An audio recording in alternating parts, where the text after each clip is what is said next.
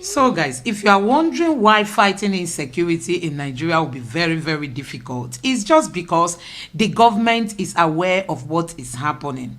And we know that so many lives have gone because of the selfish interests of our politicians. Look at this headline. A pastor, together with 13 other members, their lives were taken away, and also they destroyed their houses, their cars, and other belongings. Nigerians, where are we heading to?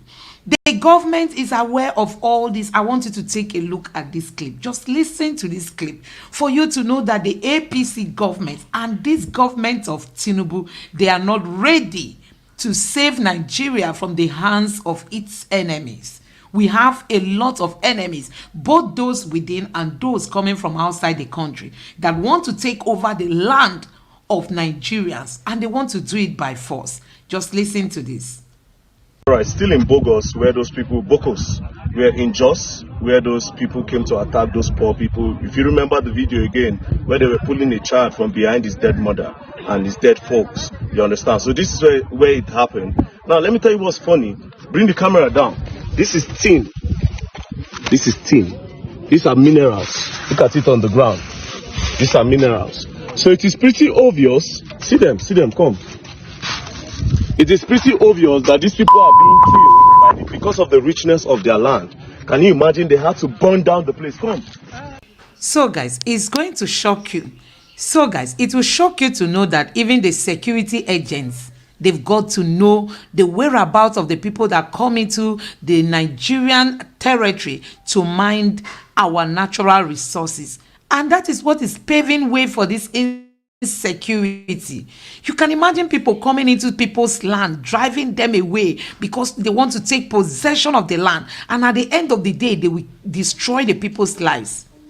What is happening in Nigeria? Do we even have a president? Do we have a leader? Does Nigeria has a leader at the moment? Or are we experiencing what we experienced during the time of Buhari? Our chairman was the former vice president, Professor Osibanjo. A committee was set up of certain governors. I was a member, and then we had the minister then of Minister of Mines and the rest of that. But that committee never saw the light of the day because there was constantly misunderstanding between the states and the ministry. This is something that some people in the ministry are benefiting. Some people from the local communities are benefiting. Some traditional rulers are benefiting. They want the confusion to continue like that. So at the end of the day, it's Nigeria as a whole that is losing, because there is like this material that is being taken out right now at night. How does the ministry here in Abuja quantify this is the amount that is taken, so that if the people are paying some kind of royalties, they are paying on the quantity? Who monitors that? That's the argument we have been putting with this Ministry of Mines, that they feel, somebody has any special interest. Because they don't have any way. They just issue the license and they have no way of knowing how much is taken out.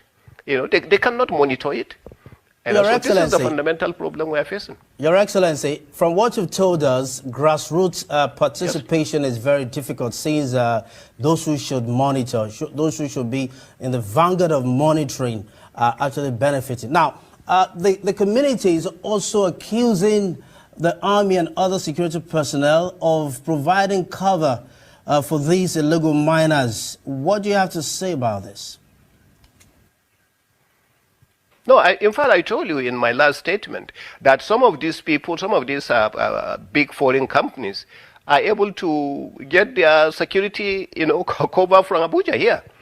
So they are able to go to one, I don't know whether it is the force headquarters or wherever they are able to get their support.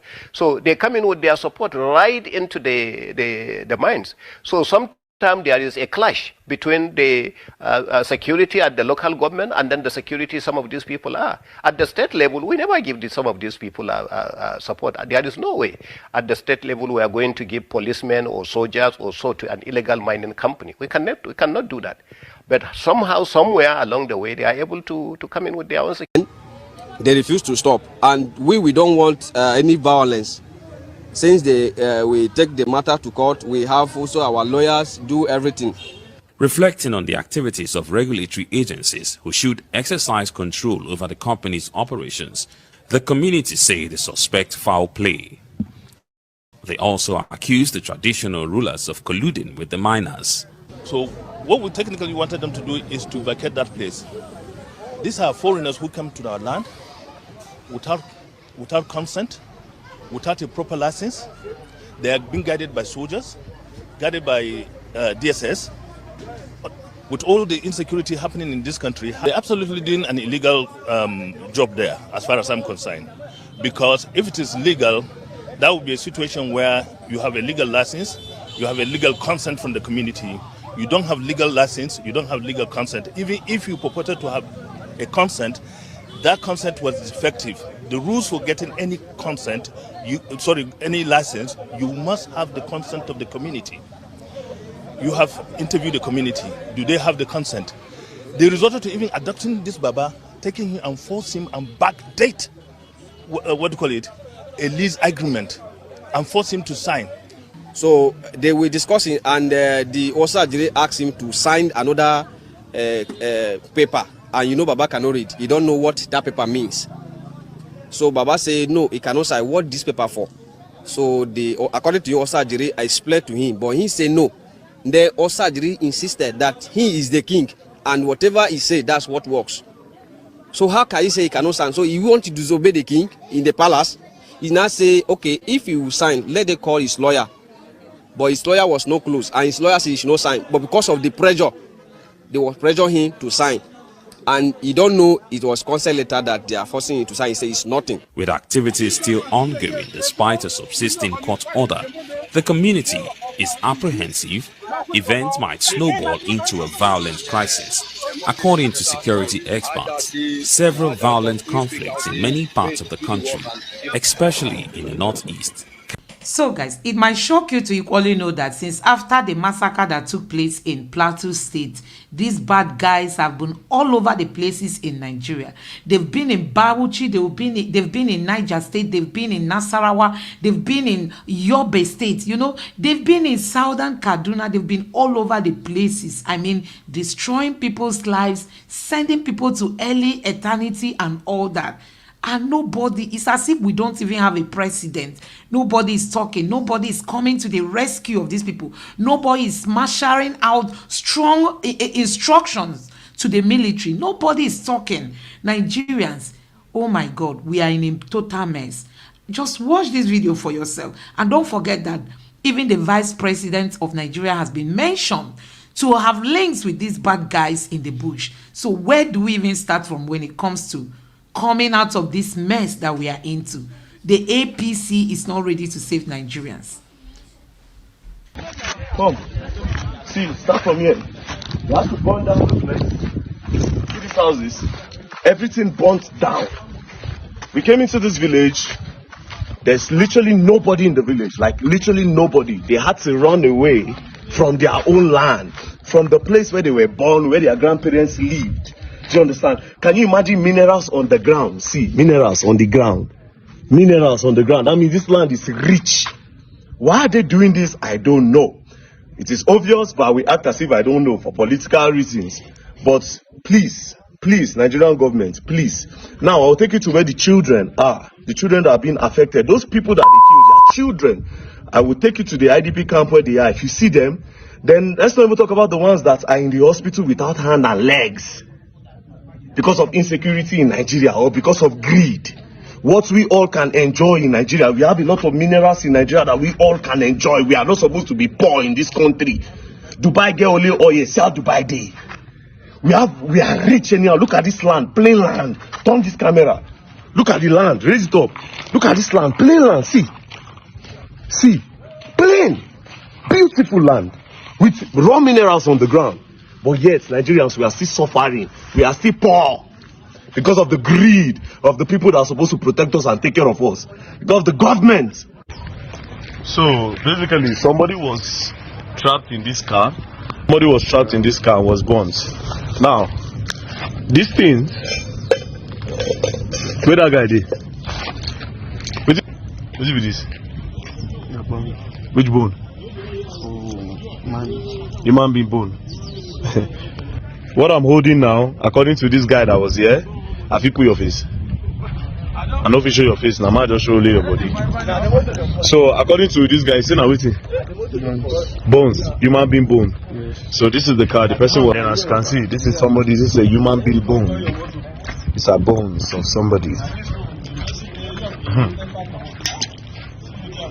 But this is very dark man, and I'm out here in just Bokos local government, Bokos, where the attack happened. So there was an attack on these people. Everybody that you are seeing here, they are not random people. These are like people affected by the attacks that happened on the 24th. It happened on the 24th, 25th, and on the 26th. So a lot of them didn't have the opportunity to do Christmas because of these attacks. And what is funny is that I've done a little bit of investigation. I walked around. Some of them are staying here, and then some of them are staying in this town. Let me see the zinc houses. This place and then beyond. Now come back. So what's going on is, first of all, this is a very big community. How many community was affected? About 28 communities, am I right? About 28 communities were affected, where a lot of houses were burnt. These are like normal people that they go about their day, they make the Irish potatoes that you eat, they send it from here and send it all the way to Abuja, you understand, for you people to eat and you enjoy your life, do you understand? Now, with these people affected, a lot of things that you see in Nigeria cannot be. Alright, so this is another community that was burnt down. Apparently, this one is even bigger than the last one where we were. No, sure, take it around. Follow me. Show the houses. See livestock are being left, abandoned by their owners. Come. See all these places. See people are. See their animals, see generator. Burnt. This place is bigger. Now let me tell you what's funny. From the last place we were to this place, it's like we drove for like 35 minutes on a normal low driving speed. Now come. Apparently this whole thing happened in a day. They attacked different places in a day.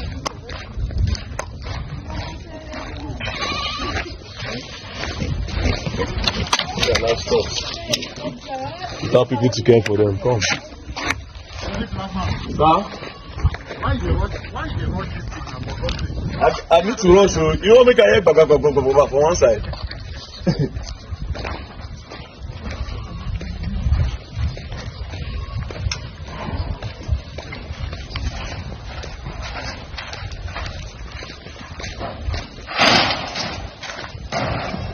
See, these guys are fighting last stuff.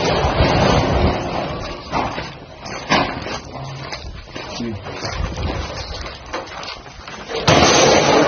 Community, take the camera here. Bring your hand.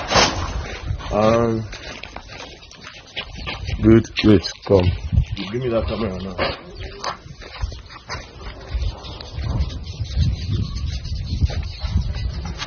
Give me the camera. See?